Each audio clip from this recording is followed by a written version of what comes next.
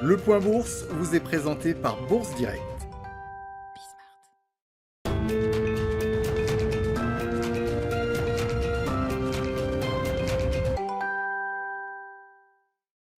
La tendance est toujours stable à Paris avant l'ouverture des marchés américains attendus en léger recul de leur côté, à en croire les contrats futurs sur les indices. Des marchés américains qui devraient d'ailleurs marquer le pas aujourd'hui avant le début de la saison des résultats qui commencera mercredi aux États-Unis avec les publications des grandes banques américaines. Mais les investisseurs américains qui attendent également la publication de l'indice des prix à la consommation qui sera publié demain pour le mois de mars. En attendant, les investisseurs aux États-Unis ont pu suivre Jérôme Powell, le président de la Fed, qui s'exprimait à la télévision ce week-end. Il a en effet déclaré sur CBS que l'économie américaine se trouve selon lui à un point d'inflexion et que les anticipations de croissance et d'emploi devraient s'améliorer.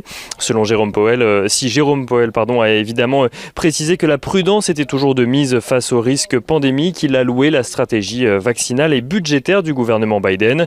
En ce qui concerne l'inflation, il a rappelé que toute poussée d'inflation serait temporaire. Sur ce sujet, les investisseurs attendent donc, on le disait, demain la publication des prix à la consommation au mois de mars aux États-Unis, ce qui pourrait rassurer les investisseurs ou au contraire raviver les craintes sur le sujet. Enfin, Jérôme Powell a qualifié de hautement improbable un relèvement des taux de la Fed cette année.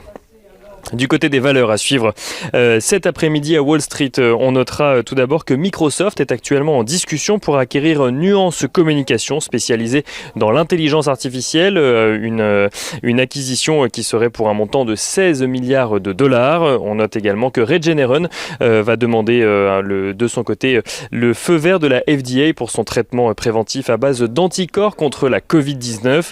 Et on note enfin que Uber annonce un record historique du nombre de réservations brutes mensuelles, ce qui lui permet de gagner dans les environs de 3% dans les échanges d'avant-bourse.